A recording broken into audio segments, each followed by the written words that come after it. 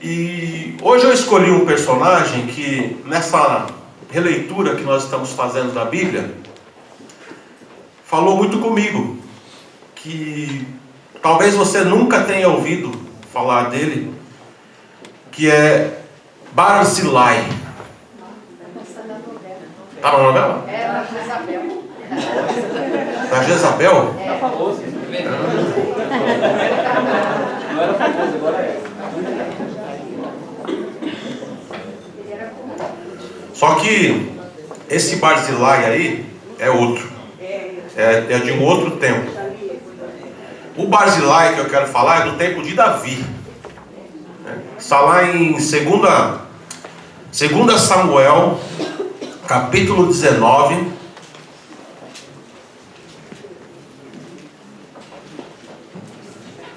No verso 31, nós vamos ler até o 39.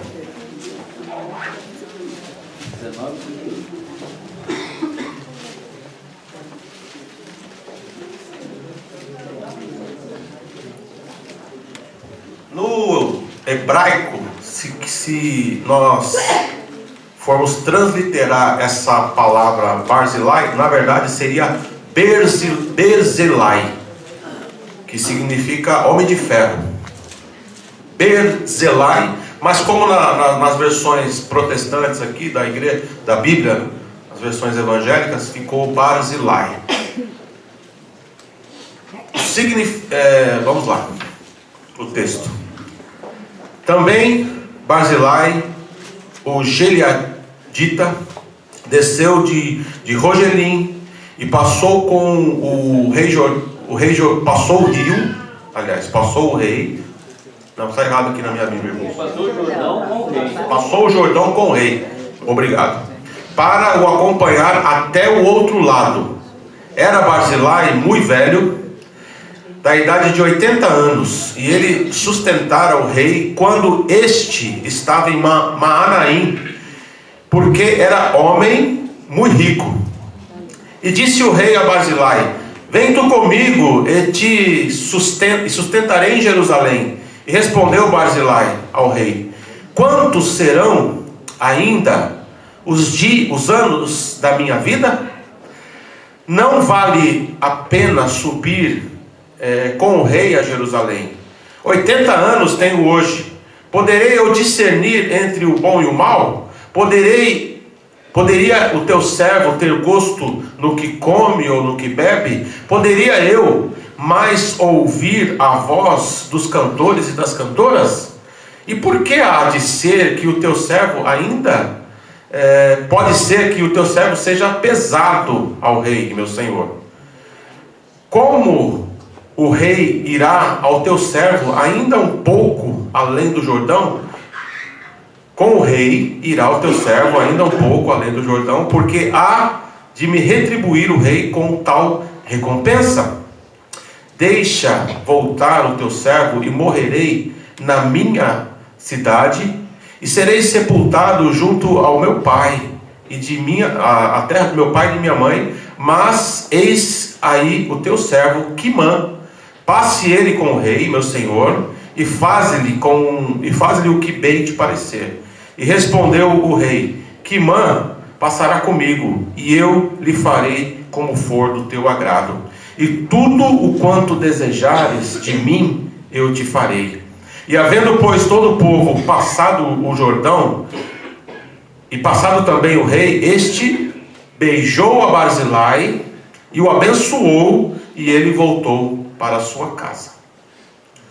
Oremos. Senhor, nosso Deus e Pai, mais uma vez queremos exaltar e engrandecer o teu nome, pedir em oração, Deus, que a tua palavra seja a bênção para as nossas vidas, que os teus servos, que todos nós possamos acompanhar, entender o contexto e o texto daquilo que vamos falar para a tua igreja, e que os exemplos desse homem sirvam para nós como igreja hoje, que tudo que nós venhamos a aprender, que venhamos a aplicar nas nossas vidas, em nome de Jesus, que as palavras da minha boca e o meditar do meu coração sejam gratos diante de ti, em nome do Cristo vivo. Amém. e amém. Barzilai, para mim, foi um exemplo de sensatez, de um homem sensato. O significado da palavra sensatez, todos vocês sabem, mas é bom sempre repetir. É a qualidade daquilo que é sensato. Tem o sentido também de ser equilibrado, de ser reflexivo, ser prudente. Um homem sensato, ele tem um bom senso. E eu gosto muito de ler filosofia, história, teologia. Eu gosto muito de ler, mas eu gosto de pequenos textos, artigos. Quando o livro é muitas páginas, né, a gente fica meio desanimado. Mas quando você coloca isso no tablet ou no computador, pelo menos para mim, fica menos pesado. É uma coisa até psicológica. E eu tenho lido algumas coisas de filosofia, e eu estava lendo esses dias sobre existencialismo, que é uma linha dentro da filosofia que teve como ícones aí, principalmente no século XIX, Nietzsche, né? Todos vocês já ouviram falar do filósofo Nietzsche, o homem que decretou a morte de Deus, Deus está morto, e entre outros, Kierkegaard, entre outros filósofos que aderiram, e também teólogos como Bultmann, entre outros teólogos alemães aí que são conhecidos como dentro da teologia liberal, que é muito criticada por alguns e acatada por outros, mas aqui não vem ao caso. E a filosofia existencialista, ela não acredita nem no evolucionismo, ou seja, na evolução das coisas, do universo, da Terra, dos seres, né, de uma forma geral, e também não acredita no criacionismo, que Deus criou todas as coisas. Eles acreditam que o ser humano surgiu do nada, uma espécie de niilismo, e que todo indivíduo, ele tem esse livre-arbítrio. Aí eu quero fazer essa reflexão. Por quê? Tudo que a gente, pelo menos eu penso assim, queridos, tudo que a gente quer saber, tudo que nós esperamos saber, como perguntas que muitas pessoas fazem, o sentido da vida, de onde eu vim, para onde eu vou, o que significa o tempo, o que significa tantas coisas voltadas para a metafísica. Por incrível que pareça, a Bíblia ela nos dá muitas respostas, ou todas as respostas. Porque parece chique, né? Parece muito interessante você ver um intelectual dando uma entrevista ou fazendo uma palestra falando sobre filosofia, falando sobre existencialismo, mas as ideias, queridos, elas são em determinadas áreas muito vagas, muito sem sentido. Por exemplo, Aristóteles foi um filósofo que viveu antes de Cristo, e ele desenvolveu algumas teorias. Ele foi discípulo de Platão, e Platão foi discípulo de Sócrates. É claro que esses homens pensaram muitas coisas boas, pensaram muitas coisas que têm lógica, mas de tanto pensar, às vezes eles colocaram algumas coisas estranhas. Por exemplo, Aristóteles, na sua tese de lógica, vou aqui resumir rapidamente, ele falando sobre lógica, ele falou: olha, a árvore, ela é uma árvore, então uma árvore não pode ser um cachorro, certo? Porque um cachorro é um cachorro. Isso, não estou brincando não, está lá nos seus escritos em relação à lógica. Então ele vai estudar o conceito da árvore. Por que a árvore existe? Qual a finalidade da árvore? E estou falando da árvore. Então ele pega uma cadeira e estuda por que a cadeira existe. Então são coisas, por isso que o apóstolo Paulo, ele fala com a igreja para que nós, essa palavra ela atravessa o tempo, para que nós não nos apeguemos em vãs filosofias. Isso é ficar meditando em coisas vãs. E Jesus e Paulo, principalmente Jesus, ele foi muito prático. Como viver? De onde nós viemos? Para onde nós vamos? Ele explicou tudo. E voltando aqui ao existencialismo, agora vamos pegar aqui as questões boas, vamos pensar nas questões boas desse pensamento filosófico. Esse pensamento entende que a pessoa tem o livre-arbítrio. Nós concordamos. Estou falando de mim. Concordo que todos nós temos, sim, Deus deu o livre-arbítrio para todas as pessoas. Não estou falando no sentido de salvação. Eu não acredito que o homem por si, ele, no seu pecador, no seu próprio entendimento, que ele por si tenha a capacidade de se achegar a Deus. Que ele, pelas suas obras, por causa da sua bondade ou por causa das suas atitudes, que ele possa chegar diante de Deus e falar: Senhor, eu quero ser salvo, porque eu pratico boas obras, porque eu tenho bons pensamentos, porque eu amo, porque... Não, o homem não tem essa capacidade pensando no livre-arbítrio enquanto salvação, porque a salvação é uma obra que ela é feita por Deus do princípio ao fim. Deus nos escolheu antes da fundação do mundo. Não sou eu que estou dizendo, é a palavra de Deus. Você pode ler em Efésios, você pode ler em Romanos, você pode ouvir Jesus falando: eu escolhi vocês não me escolheram.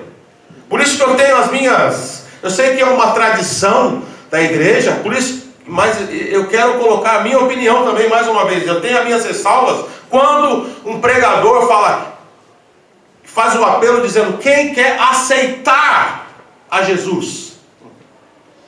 Eu sei que é uma tradição, e isso é coisa comum, todos fazem isso, é uma coisa histórica, mas eu tenho minhas ressalvas. Por quê? Porque não somos nós que aceitamos Jesus, é Ele quem nos aceita, é Ele quem nos escolheu. Então, quando você se sente ou num apelo, você vai, na verdade, confessar que você pertence a Jesus. E aquele momento foi o momento que Deus preparou para você proclamar isso à sociedade, proclamar isso ao mundo, tanto material quanto espiritual. Então você vai proclamar, você vai dizer, confessar: eu pertenço a Jesus, eu sou dele. Amém. E o existencialismo, ele fala muito em livre-arbítrio, fala em escolhas, e o existencialismo também acredita que não há razão, não existe uma razão específica para o homem existir, ele apenas existe. O ser humano foi jogado aí no universo. Eu estou colocando assim palavras estranhas, mas é isso que eles pensam mesmo. Do nada, como eu já falei aqui sobre o niilismo, né? Que o mundo não tem significado, e que as pessoas, aí agora o lado bom, que as pessoas, elas podem fazer as suas escolhas, e que a sociedade não influencia sobre essas escolhas, ou nas escolhas que eu como indivíduo venha a fazer. E existem outros pensamentos, outras linhas filosóficas e dentro da sociologia que pensam o contrário, que a sociedade influencia sim. E quando eu olho para a Bíblia, irmãos, a Bíblia não me dá algumas respostas. Por exemplo, no século XIX, eu falei aqui outro dia, muitas coisas aconteceram na sociedade. Eu estou colocando mais na sociedade europeia. Muitos movimentos aconteceram. O feminismo, por exemplo, surgiu no século XIX, ali o início. O comunismo surgiu no século XIX.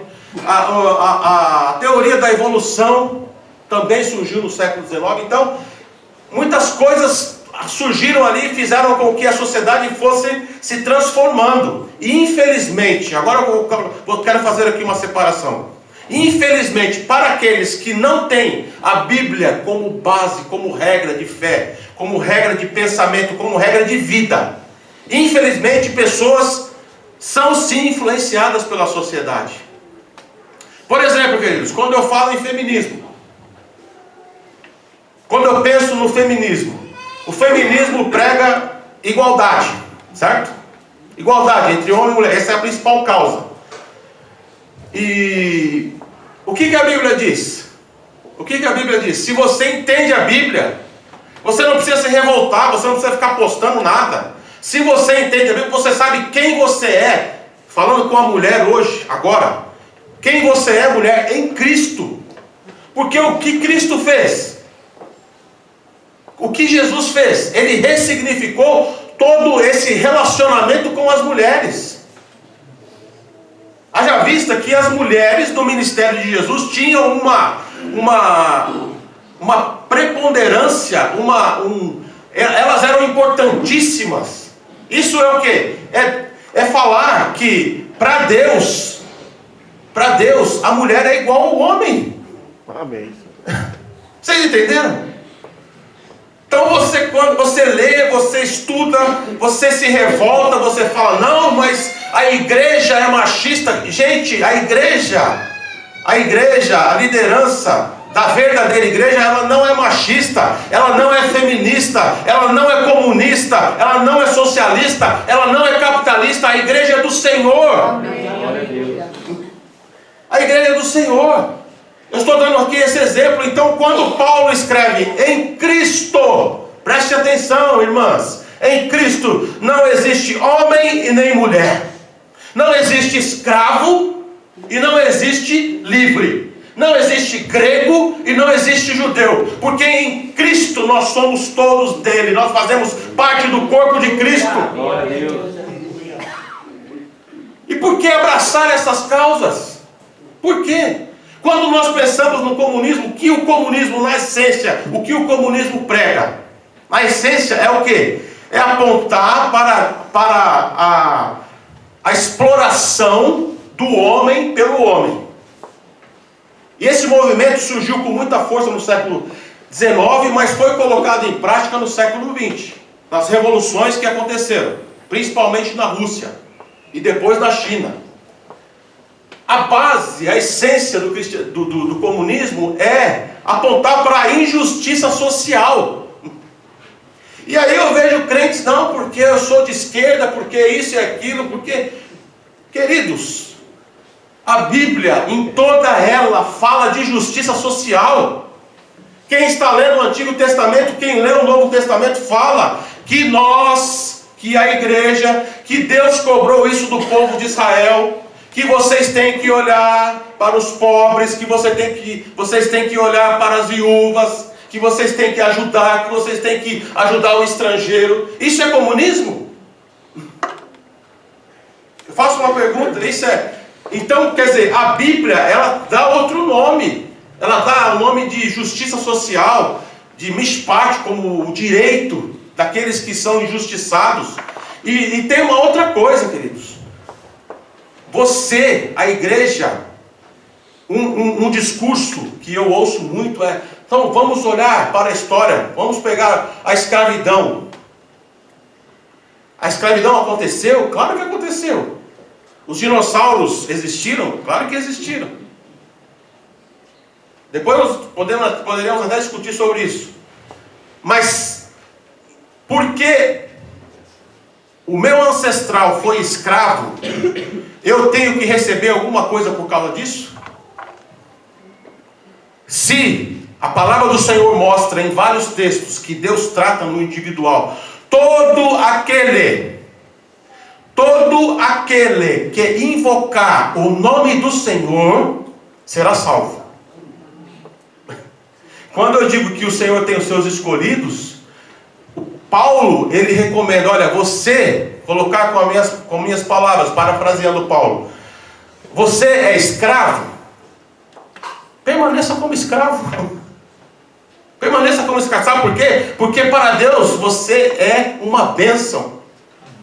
Vejam só, queridos, que parece que há uma incongruência, alguns paradoxos, mas não é. É porque em Cristo tudo é diferente. Independentemente da situação que você esteja, a minha Bíblia, a tua Bíblia, ela nos mostra que você tem o direito de clamar, de buscar. Eu sempre cito aqui a parábola do juiz iníquo, daquela viúva que clama, que busca, e Jesus ele deu aquela aquele exemplo para dizer que o Senhor ouve a minha oração no individual. Glória a Deus. Que eu não preciso, nós não precisamos, a igreja não precisa ficar, porque aquela geração foi escrava, agora eu tenho que ter os meus direitos. Não, você é uma pessoa que Deus escolheu, que está vivendo hoje, e que você tem que fazer o bem hoje, que você tem que amar o seu próximo hoje, que você não tem que depender do Estado, não tem que depender do governo, você tem que fazer aquilo que Deus tem colocado no teu coração. O governo foi estabelecido por Deus. O governo, qualquer governo, foi estabelecido por Deus. Agora, preste atenção numa coisa. Todo governo, todo líder, todo rei, todo presidente vai prestar contas com o Senhor. Eu creio assim, a Bíblia nos mostra isso. Deus levantou Nabucodonosor. Deus levantou o rei Ciro para abençoar Israel. Ele nem crente era. Não conhecia o Deus de Israel. O Senhor falou sobre ele lá pelo profeta Isaías, 100 anos antes, mais ou menos, dele existir. Então por que há uma revolta, principalmente entre os jovens? Por quê? Porque eu estou falando se você é a igreja. Se você é a igreja, o Senhor vai fazer justiça olhando para você.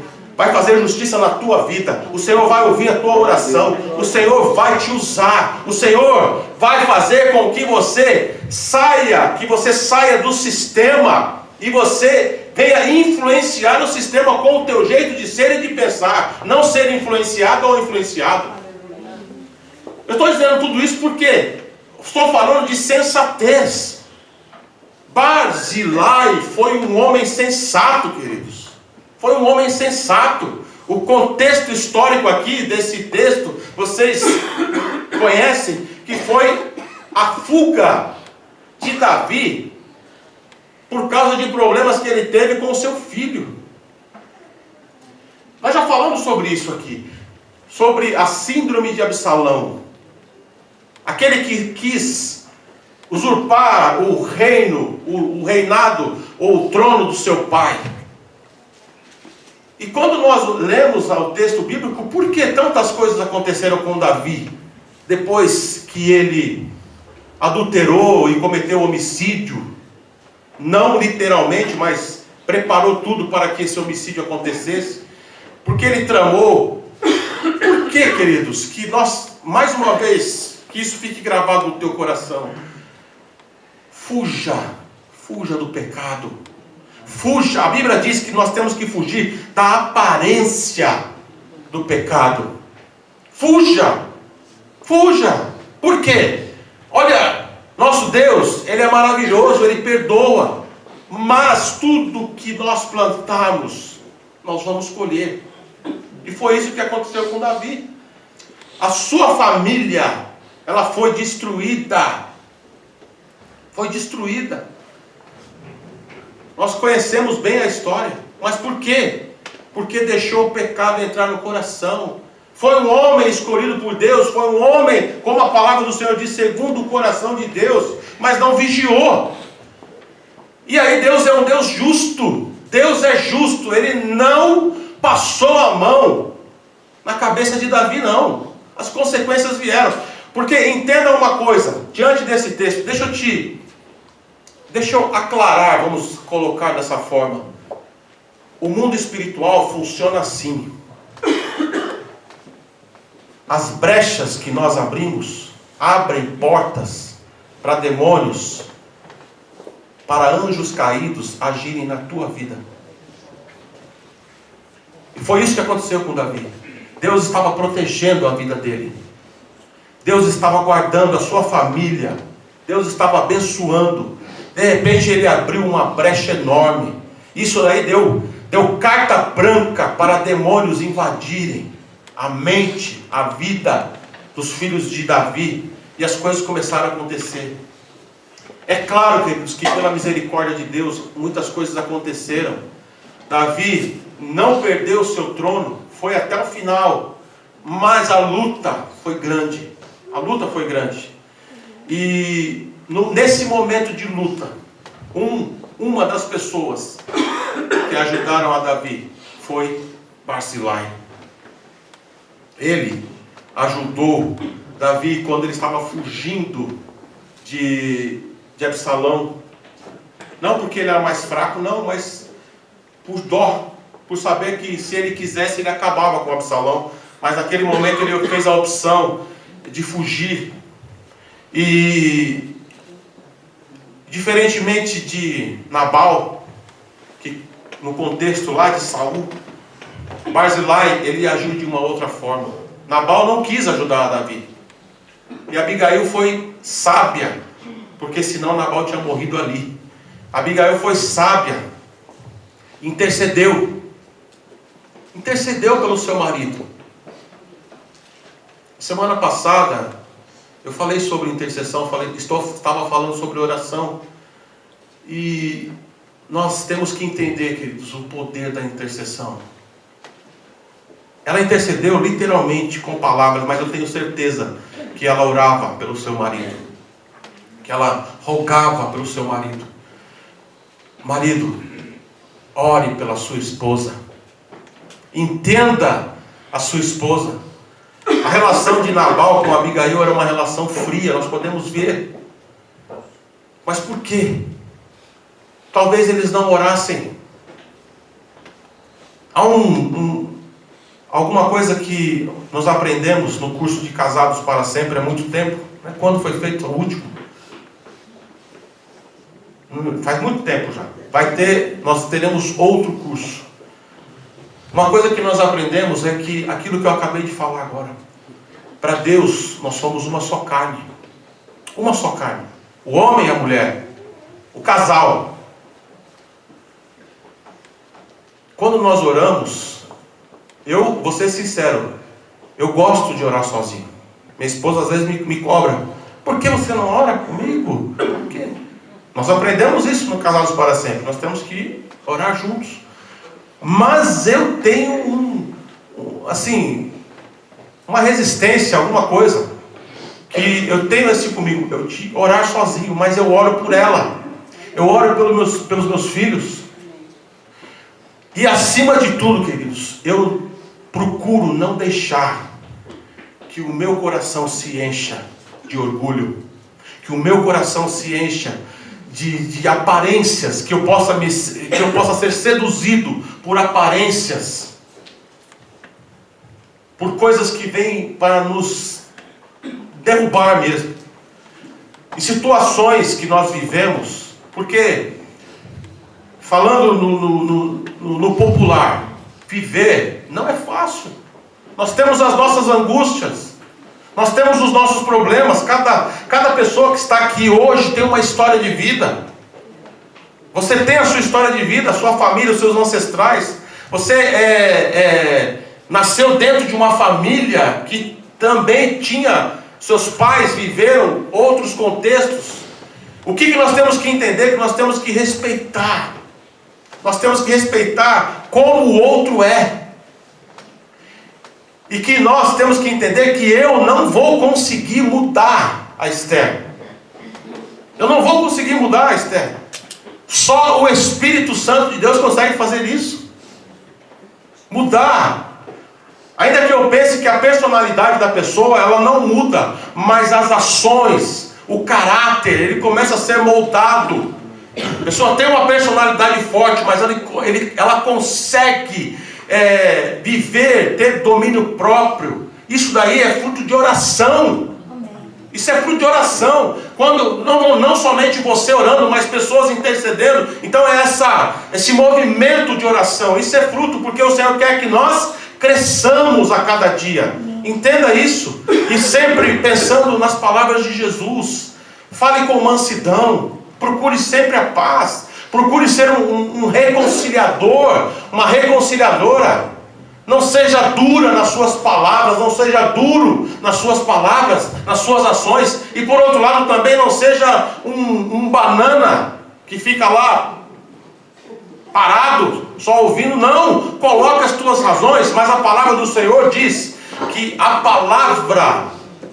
palavra branda, ela desvia o furor. Quantas vezes vocês já ouviram, já viveram isso? evitar uma briga por causa de uma palavra. No trânsito. Não sei quem me contou isso, mas uma fechada, como sempre acontece, as papagaiadas do trânsito. Um colocou o carro do lado do outro quase para bater. Aquele que fez a besteira baixou o vidro e falou: me perdoe, eu errei. Deus abençoe a tua vida. O outro espumando, teve que engolir a espuma. É verdade, querido, isso é testemunho. Então nós temos que aprender que discussão, que achar que eu vou agir do meu jeito, ninguém pisa no meu calo, eu sou crente até a página 2, sabe? Essas coisas não podem. A palavra do Senhor fala sobre imoralidade sexual. Falando aqui com os jovens, a palavra de Deus condena a imoralidade sexual. Por quê? Isso daí entra no contexto tudo. Homossexualismo, entra nesse contexto a fornicação. Sabe o que é fornicação? É sexo fora do casamento. Seja ele entre solteiros, seja ele de qualquer forma. Se você está praticando sexo fora do teu casamento, se você está adulterando, não muda muito se você não é casado ou casada. Isso para Deus é abominação. Deus vai te fulminar, vai jogar fogo? Não vai. Mas a tua vida espiritual, você não vai ter essa intimidade com Deus. Por quê? Porque o nosso corpo é templo do Espírito Santo. E Deus abençoa a cama, né, o quarto, o leito, que é sem mácula, que não tem mancha. O leito do casal deve ser sem mácula, sem mancha. Tem que ter respeito entre os casais casados. Mas tem exemplos na Bíblia que o casamento era de outro jeito. Os pais abençoavam, mas Deus abençoou o casamento entre homem e mulher. E os homossexuais ficam como? São amados sim por Deus. São amados por Deus, mas o que Deus quer? Que eles deixem as suas práticas. Que eles deixem as suas práticas. Porque não agrada ao Senhor. E o que Deus pede? Jesus ele não explicou de uma forma explícita. Mas ele falou assim: há pessoas que nasceram eunucos. Outras foram feitas eunucos. Pensando e interpretando dessa forma, uma pessoa que tem uma tendência ao homossexualismo, por amor a Deus, fique só. Fique só. E procure ter domínio próprio sobre os teus desejos. Porque dominar desejos não entra somente a questão homossexual, entra a questão também heterossexual. Porque tem gente que não consegue dominar, não pode ver um rabo de saia, a mulher não pode ver um homem. E qual a diferença? O pecado é o mesmo. O pecado é o mesmo. Então se guarde para Deus, viva para Deus. No casamento, você que não é casado, você que não é casada, viva para o Senhor, espera no Senhor. E que o teu casamento, eu estou profetizando na tua vida, você que está casada. E o Senhor está dizendo assim: aqueles que já separaram, abençoados serão. Porque Deus permitiu, mas viva a integridade, não viva na promiscuidade sexual. O apóstolo Paulo fala assim, que as viúvas mais novas, que elas se liguem aí, né? Que elas se liguem aí, porque Paulo fala assim: não adianta ficar ajudando viúva nova, porque ela vai ficar sassaricando. Ajude as mais velhas. Ajude as mais velhas. Porque ela vai querer casar de novo. Esse fogo, essa coisa. Queridos, nossa vida é assim. É assim que nós temos que viver. É debaixo da vontade de Deus, é buscando ao Senhor. Eu tenho toda essa volta falando de família e falando por que Davi viveu o que ele estava vivendo. Mas voltando aqui o texto, quais as lições que esse homem, que tinha mais de 80 anos, nos ensina? Em primeiro lugar, amados, ele foi fiel a Davi. Foi fiel a Davi. Aí você pode dizer: mas ele tem que ser fiel a Deus, sim. Mas quando nós somos fiéis a Deus, consequentemente nós somos fiéis ao nosso próximo.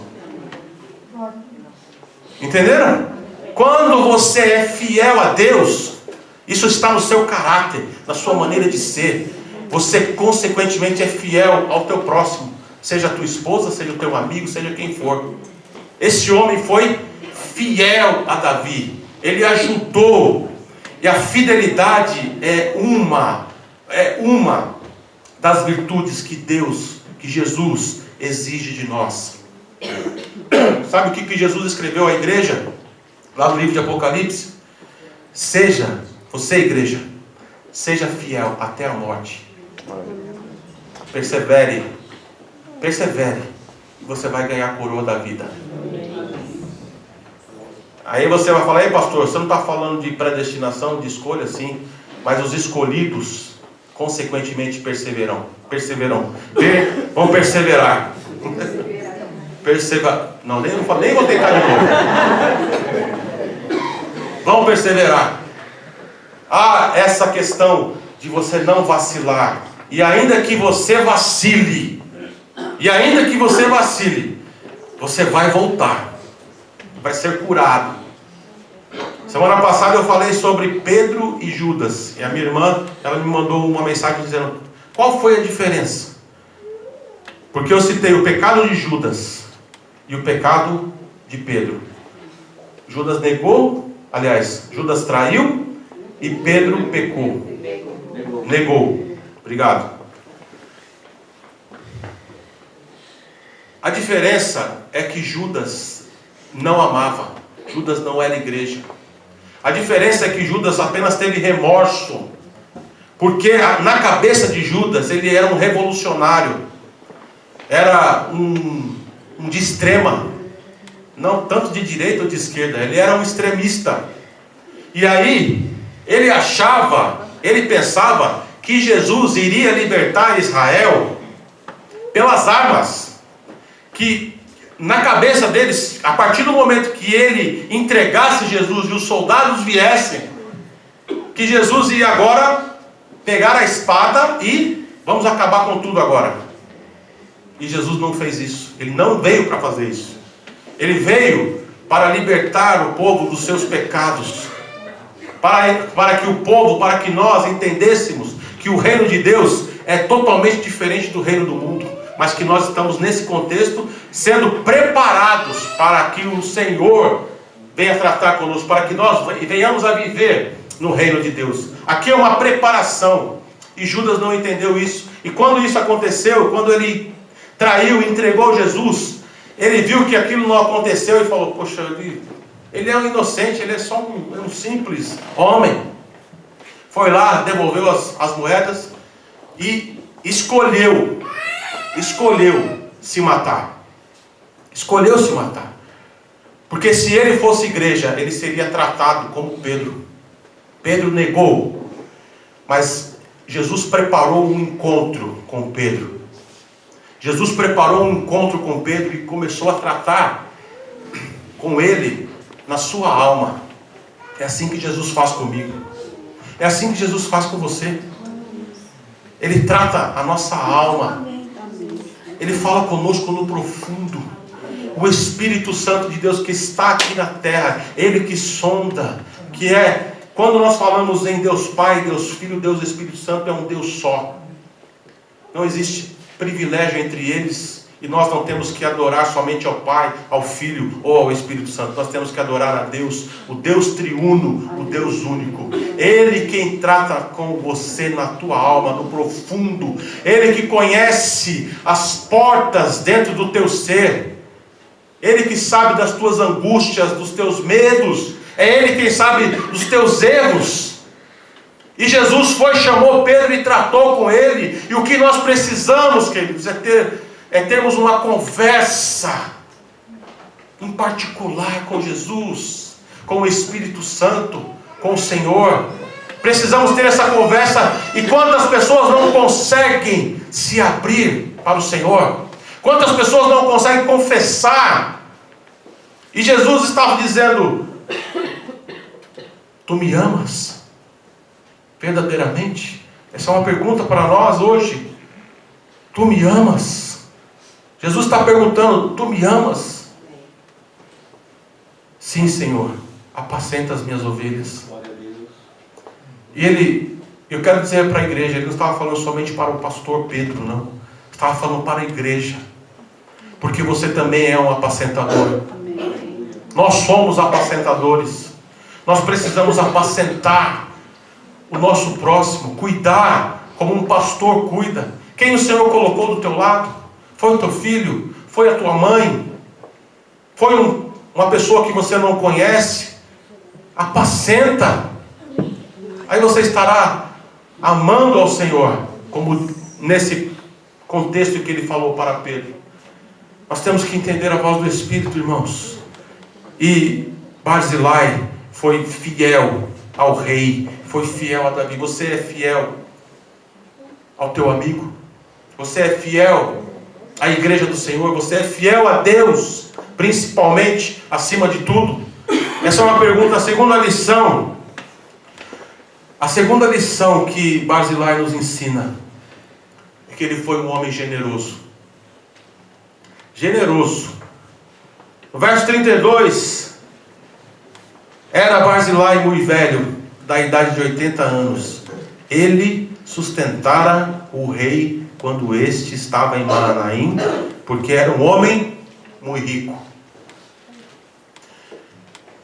Quando você lê o Novo Testamento, parece que Deus odeia os ricos.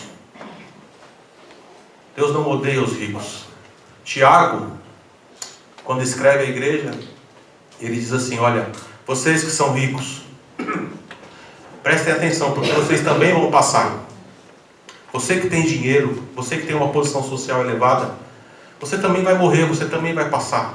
E o que vai ficar são as atitudes, são os gestos, são a generosidade. O que vai contar, na verdade, na nossa vida, na nossa passagem pela terra, é o quanto eu amei o próximo, é o quanto eu fui generoso, é o quanto eu ouvi a voz do Espírito. É isso que vai marcar a sua vida pela terra. Porque nós passamos muito rápido, irmãos. Nós passamos muito rápido. E Jesus disse que é muito difícil o rico entrar no reino dos céus. Por quê? Porque o amor, geralmente das pessoas que têm dinheiro, o amor delas está no dinheiro. Por isso que o amor ao dinheiro e não o rico. Porque Jesus, ele foi sustentado por mulheres, não digo ricas, mas mulheres de posse. O ministério de Jesus foi sustentado por mulheres que tinham dinheiro. Então o problema não está na riqueza, o problema está em onde está o teu amor, o teu foco, o teu olhar. O amor ao dinheiro é a raiz de todos os males. Em terceiro lugar, Barzilai foi um homem sensato. Diante de tudo que aconteceu ali. Olha, irmãos, eu sou um crítico ao vitimismo, sabe? Sou um crítico. Pessoas que vivem se vitimizando nas redes sociais ou nas conversas que tem. Mas eu fiz tanta coisa, sabe? Eu ajudei fulano, eu fiz isso. E olha o que eu estou falando, estou vivendo agora. Né? Eu vivi para o meu marido, eu estou dando aqui exemplos. Pessoas vitimistas se colocam ali, ficam lambendo suas feridas, sabe? Ficam lambendo ali, dizendo, não, mas só lamentando, lamento. O livro que ela mais prefere na Bíblia é Lamentações.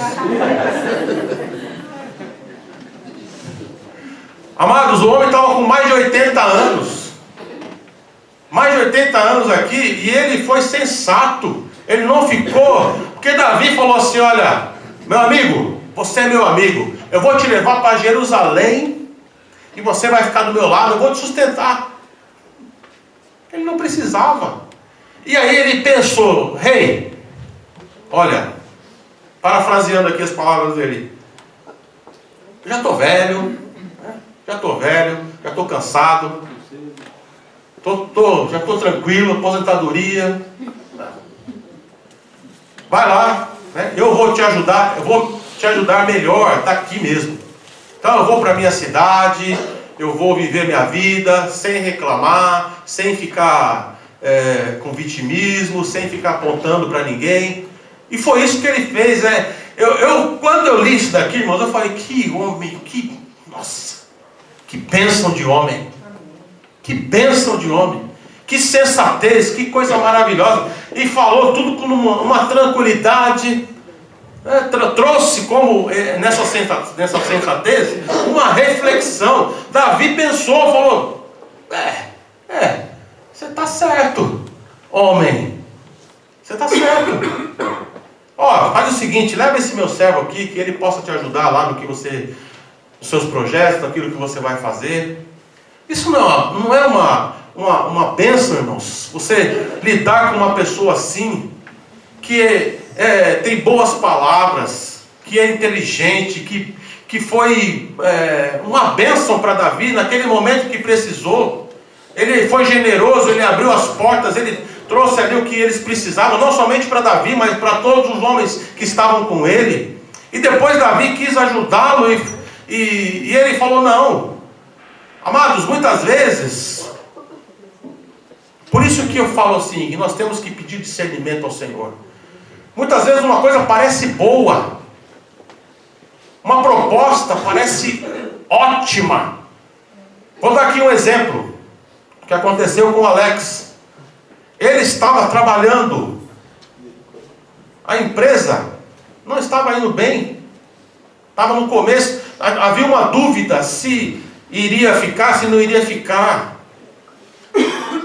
E aí veio uma proposta de um grande banco. Eu estou dando aqui esse exemplo porque nem todas as propostas nós temos que aceitar. O mundo vive assim, mas eles quebram a cara. Agora você que é de Deus, você que é nascido do Senhor, você que tem essa sensibilidade de ouvir a voz do Senhor. O que aconteceu? A proposta veio, a proposta era muito boa. E o que ele fez? Ele colocou diante do Senhor. O lugar que ele estava ainda não era aquilo que não estava rolando, como diz os jovens aí, não estava rolando ainda. E aí ele foi para a entrevista, chegou lá, mas isso em espírito, em oração, colocando diante do Senhor. Chegou na entrevista, ele sentiu que não era para ele. E ouviu ali do entrevistador ou de outra pessoa, você vai fechar essa porta? Sabe por quê? Eu digo porque eu ando com ele. Ele tem a certeza de que é Deus quem abre porta. Não é o homem. O homem só é usado. Todos os homens, todos os reis, todos os governadores, todos estão nas mãos do Senhor. E ele fechou aquela porta porque não era de Deus. Deus deu esse discernimento. E uma palavra que ele ouviu no sítio, ficar em Jerusalém. Ele ficou em Jerusalém. E hoje está sendo abençoado. Aquela situação foi revertida. Ele está numa posição melhor do que ele estaria naquela grande porta que foi aberta. Então Davi, na sua boa intenção, ele achou que o melhor para Barzilai era ir para Jerusalém. Vejam aquilo que nós estamos falando, né? Vem para Jerusalém, mas ele falou, não, eu vou ficar. E ele foi abençoado.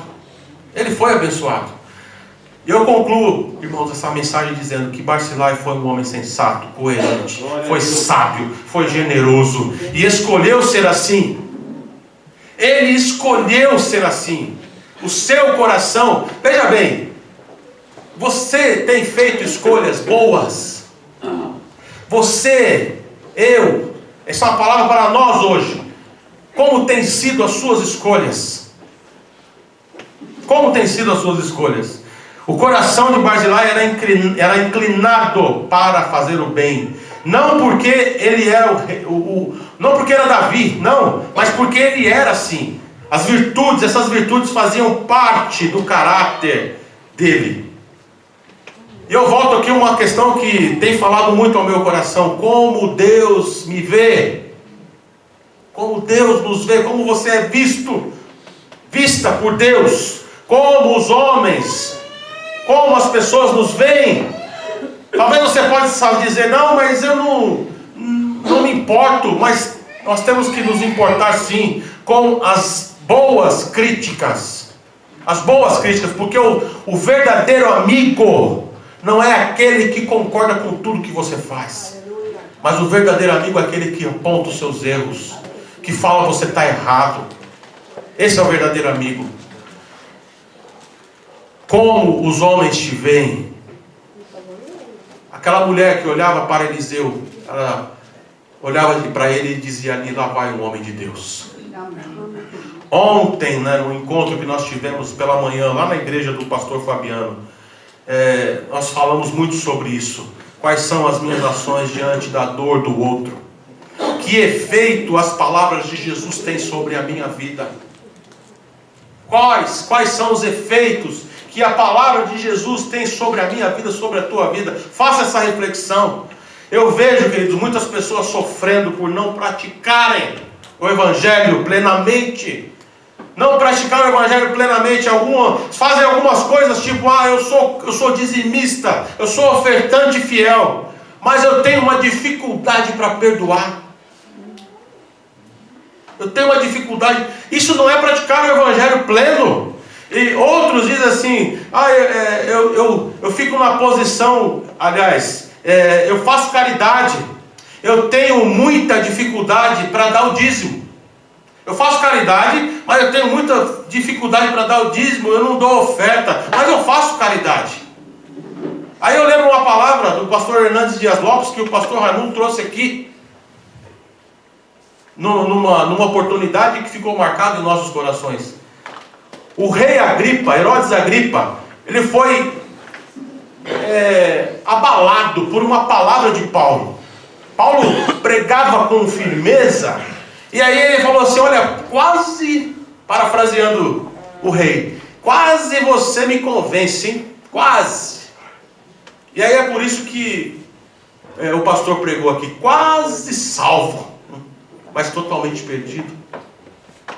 Quantas pessoas estão assim dentro da igreja, dentro da edificação, quase salvas, mas estão perdidas, porque não vivem o Evangelho pleno, não vivem o Evangelho pleno. Mas eu faço caridade, mas eu tenho dificuldade com o adultério. Eu conheço amigos, queridos, que são pessoas boas, são homens que amam o próximo, que fazem caridade, mas adulteram. E aí? Não vive o Evangelho pleno? Não tem sentido. De vez em quando eu vou à igreja, principalmente no dia de ceia. No dia de ceia é o dia que eu gosto de bater o cartão. Mas eu não quero compromisso. Não quero. Deixa isso para o pastor. Deixa isso para aqueles que tocam, né? O meu ministério, aí um outro pensa assim, né? O meu ministério é o ministério do louvor. Eu não tenho nada a ver com outras coisas. Quase salvo. Quase salvo. Tem igrejas aí que pagam, né? Tem igrejas que pagam. Todos aqueles músicos, né? Toda aquela lindeza, as luzes, tudo pago. Cada músico daquele recebe uma grana violenta. E você sabia que tem muitos músicos colocando igrejas na justiça do trabalho? Queridos. Quase salvo. Nós temos, queridos, a total liberdade de fazermos nossas escolhas. Mas temos que entender que seremos escravos das consequências. Amém? Amém. Que Deus seja louvado.